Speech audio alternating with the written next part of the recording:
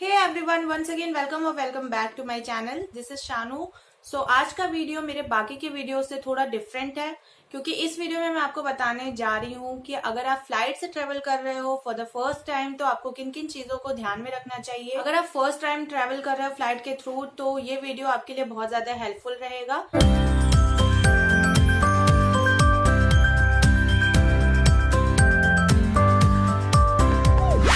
ये वीडियो मैं थोड़ा लेट अपलोड कर रही हूँ। वीडियो मैंने शूट किया था नवंबर 2019 में जब मैं फ्लाइट से ट्रेवल कर रही थी फ्रॉम गोवा टू दिल्ली, और कंप्लीट गाइडेंस टाइप का ये वीडियो होगा जिसमें मैं शेयर करूंगी अपना एक्सपीरियंस। हालांकि ये वीडियो मैंने तब नहीं शूट किया है जब मैं फर्स्ट टाइम ट्रेवल कर रही थी, बट मैंने सोचा कि एक कंप्लीट गाइडेंस टाइप का वीडियो बनाना चाहिए उनके लिए जो कि फर्स्ट टाइम फ्लाइट से ट्रेवल कर रहे हैं। क्योंकि मैं भी जब फर्स्ट टाइम फ्लाइट से ट्रेवल की थी तो मैं भी अकेले ही ट्रेवल की थी, किसी के साथ नहीं ट्रेवल की थी। थोड़ा सा डर भी लगता है, बट ये वीडियो देखने के बाद आपके अंदर से सारा डर चला जाएगा, आपको एक कंप्लीट गाइडेंस मिलेगा।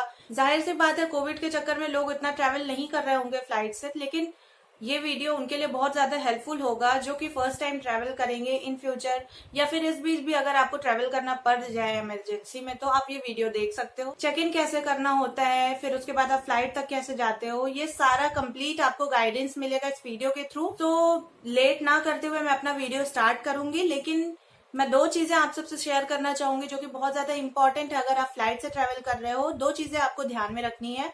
पहली ये कि आपका बैगेज, आपको पता है कि फ्लाइट में आप अपने मन के अकॉर्डिंग कितने भी वेट नहीं लेके जा सकते हो। हर फ्लाइट का प्रिस्क्राइब्ड वेट होता है जो कि आपको बताया जाता है कि इससे ज्यादा वेट आप नहीं कैरी कर सकते हो।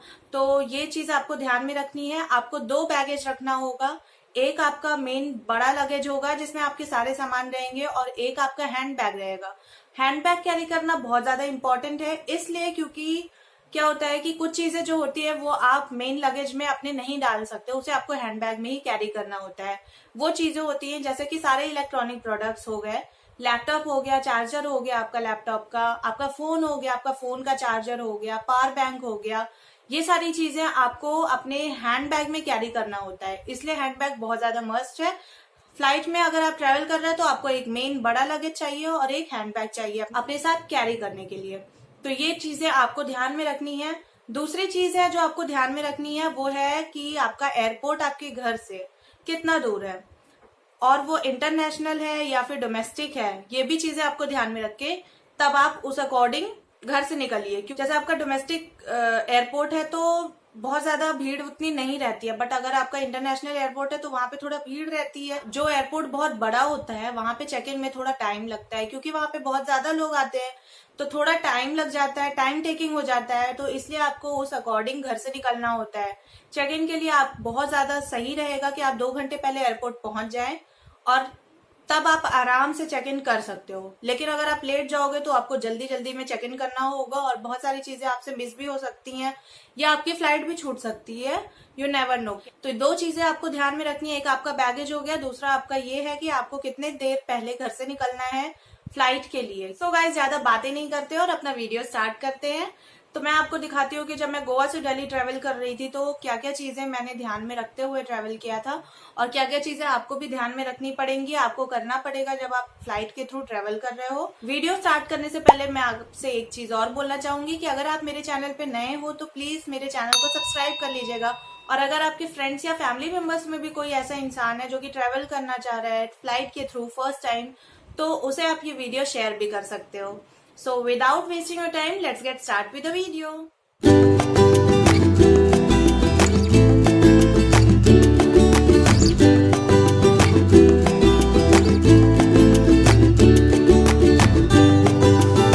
So guys, we reached at Goa International Airport और अब एयरपोर्ट के अंदर एंट्री लेने से पहले हमें दो चीज़ें अपने साथ कैरी करनी होती हैं।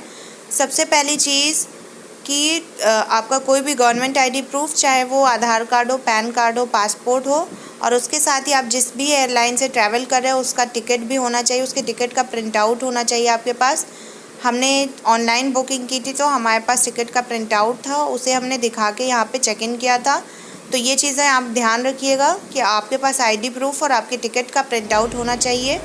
अब हमने एयरपोर्ट के अंदर एंट्री ले ली और आप देख सकते हो ये सामने जो डिस्प्ले बोर्ड है यहाँ पे हमें पता चलता है कि हम जिस भी एयरलाइन से ट्रैवल कर रहे हैं उसका चेक इन काउंटर किधर है, और वहीं जाके हमें अपने लगेज जो होते हैं उनको इस तरह की एक्सरे मशीन्स में स्कैनिंग करानी होती है, चेक इन कराना होता है, और उसके बाद काउंटर पे जाके बोर्डिंग पास लेना होता है। तो ये जो डिस्प्ले बोर्ड्स है उस पर आपको सबसे पहले ज़रूर ध्यान देना चाहिए। और अब हम अपनी एयरलाइन जो कि है एयर एशिया, उसके चेक इन काउंटर पर जाएंगे, वहीं पे अपने लगेज को स्कैनिंग कराएंगे और उसके बाद बोर्डिंग पास लेंगे। सो हमने एयर एशिया के बैगेज एक्सरे मशीन में अपने जितने भी लगेज थे उसे स्कैन करा लिया है, और इसके बाद हम जाएंगे एयर एशिया के काउंटर पे जहाँ हमें बोर्डिंग पास मिलेगा, और उसके साथ ही हम अपने बैगेज को यहीं पे डिपॉजिट कर देंगे चेक इन होने के बाद। ये जो डिस्प्ले बोर्ड में आप आइटम्स देख रहे हो ये रिस्ट्रिक्टेड आइटम है, इन्हें आपको अपने साथ कैरी नहीं करना होता है। अगर आपने कैरी किया तो उसे यहीं पे निकलवा दिया जाता है। यहीं पे आपका बैग जो है वो चेक इन होता है, उसके बाद डिपॉजिट हो जाता है। और जितने भी बड़े बैगेज आप कैरी कर रहे हो उनका सबका वेट मेजरमेंट भी यहीं पे होता है। हर एयरलाइन का प्रिस्क्राइब्ड वेट अलग अलग होता है, जैसे कि एयर एशिया में मैक्सिमम 15 kg था बड़े बैगेज का, और हैंड बैग का मैक्सिमम 7 kg वेट था। तो अब हमने यहाँ पे अपने लगेज जो है उन्हें डिपॉजिट कर लिया है। अब इसके बाद हमें बोर्डिंग पास पे अगर आपको विंडो सीट चाहिए तो यहीं पे आपको विंडो सीट के लिए रिक्वेस्ट करनी होती है, और उसके लिए कभी कभी एक्स्ट्रा पेमेंट भी करनी होती है। हमने बोर्डिंग पास ले लिया है और अब हम जा रहे हैं सिक्योरिटी चेकिंग के लिए। अगर हम बोर्डिंग पास देखें तो कुछ इस तरह से एयर एशिया का बोर्डिंग पास होता है, जिसमें सबसे पहले आपका नेम मेंशन्ड होता है। सेकंड नंबर पे आप कहाँ से कहाँ ट्रैवल कर रहे हो, जैसे कि मैं Goa to New Delhi travel कर रही थी तो वो मेंशन्ड है। उसके बाद आपकी डेट मेंशन्ड होती है, आप किस डेट पे ट्रैवल कर रहे हो। टाइम, फ्लाइट की टाइमिंग क्या है वो मेंशन्ड है। सीट नंबर आपका क्या है वो मेंशन्ड है। गेट नंबर मेंशन्ड है। तो ये सारी चीज़ें आपके बोर्डिंग पास पे मेंशन रहती है। लास्ट में आप देख सकते हो कि gate closes 20 minutes before departure time, तो आपको टाइमली पहुंचना होता है, वरना आपकी फ़्लाइट मिस भी हो सकती है।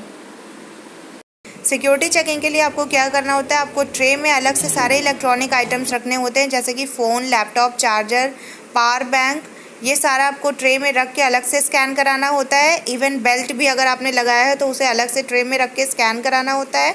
और उसके बाद आपकी बॉडी स्कैनिंग भी यहीं पे होती है, जिसके लिए आपको अपना बोर्डिंग पास अपने पास रखना होता है, क्योंकि बॉडी स्कैनिंग के बाद उस पर स्टैम्प लगता है। तो हमारी सिक्योरिटी चेकिंग हो गई है और अब हम जा रहे हैं सेकेंड फ्लोर पे, जहाँ पे हमारा डिपार्चर गेट है। After security checking always keep your eyes on display boards, क्योंकि डिस्प्ले बोर्ड पे आपकी फ़्लाइट का स्टेटस भी शो होता है, जहाँ पे आपकी फ़्लाइट ऑन टाइम है या फिर डिले तो नहीं हो गई, ये सारी चीज़ें शो होती हैं। और साथ ही साथ आपकी फ़्लाइट नंबर और उसका स्टेटस और वो किस गेट से डिपार्चर होगी, वो सारी चीज़ें भी आपको डिस्प्ले बोर्ड पे शो होती है। तो डिस्प्ले बोर्ड पे अपनी नज़रें हमेशा रखिएगा। सिक्योरिटी चेकिंग के बाद आप देख सकते हो यहाँ पे कई सारे स्टोर्स हैं, जैसे कि मॉल में होते हैं अलग अलग टाइप के शोरूम, जहाँ पे आप शॉपिंग कर सकते हो। बट इसके लिए आपको एक्स्ट्रा टाइम लेके आना होगा। अगर आप लेट हो गए हो तो आप बिल्कुल भी यहाँ पे टाइम वेस्ट ना करिएगा, वरना आपकी फ़्लाइट मिस हो सकती है। This is the last and final boarding announcement for Mr. Ajit Kurup, Mr. Anand, Mr. Sana. Shopping stores के अलावा यहाँ पे फूड कोर्ट भी है, जहाँ पे अगर आप बहुत पहले आ गए हो तो फूड भी इंजॉय कर सकते हो। बट आप अगर फ़्लाइट से ट्रैवल कर रहे हो तो आपको बहुत ही लाइट वेट ही चीज़ें खानी चाहिए, बहुत हैवी मील नहीं लेना चाहिए, मोशन सिकनेस हो जाती है। इसके बाद फाइनल बोर्डिंग अनाउंसमेंट होती है, जहाँ पे आपको अपना बोर्डिंग पास लेके जाना होता है, उस पर स्टैम्प लगता है, और उसके बाद आपको गेट नंबर बताया जाता है, जो कि डिपार्चर गेट होता है, जहाँ से आपको आपकी फ़्लाइट मिलेगी। जैसे कि गेट नंबर 1 हमारा डिपार्चर गेट था, जहाँ से हमें एयर एशिया की फ़्लाइट मिलती। तो अब हम जा रहे हैं अपनी फ़्लाइट के लिए गेट नंबर 1 पे। कभी कभी ऐसा होता है कि अगर आपका एयरपोर्ट बहुत बड़ा होता है और आपकी फ़्लाइट दूर रहती है तो आपको शटल बस के थ्रू फ़्लाइट तक लेके जाया जाता है। बट कभी कभी ऐसा होता है कि डिपार्चर गेट के पास ही आपकी फ़्लाइट रहती है, तो डिपार्चर गेट और फ़्लाइट को एरो ब्रिज के थ्रू कनेक्ट कर दिया जाता है, जिससे फ़्लाइट में डायरेक्टली एंट्री होती है। अभी हम एरो ब्रिज के थ्रू डायरेक्टली फ़्लाइट में एंट्री कर रहे हैं। यहाँ पे आपको एक बार फाइनल अपना बोर्डिंग पास दिखाना होता है और उसके बाद आपको फ़्लाइट में एंट्री मिल जाती है।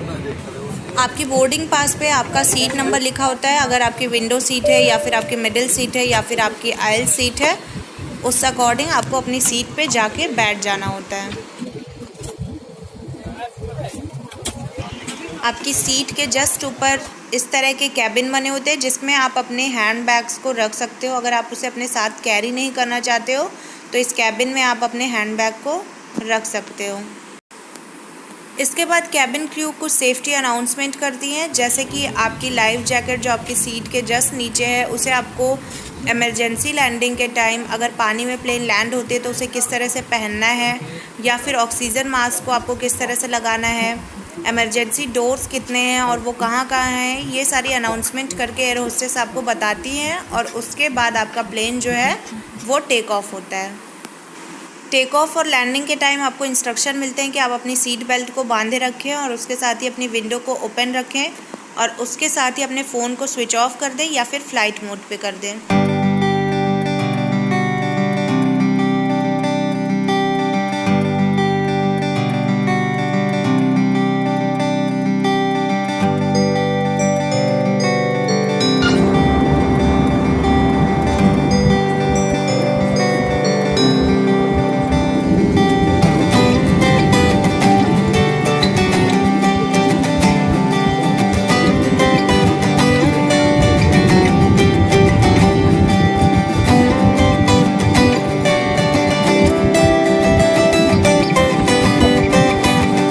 लैंडिंग के टाइम पे अनाउंसमेंट होती है कि आपका जो लगेज है वो किस बेल्ट नंबर पे आएगा, तो उसे आपको केयरफुली सुनना चाहिए। बट बाय मिस्टेक अगर आप मिस कर देते हो तो एयरपोर्ट पे आपको डिस्प्ले बोर्ड्स में शो होता है कि किस एयरलाइन का लगेज जो है वो किस बेल्ट नंबर पे आएगा, तो जहाँ से आप अपना लगेज जो है कैरी कर सकते हो।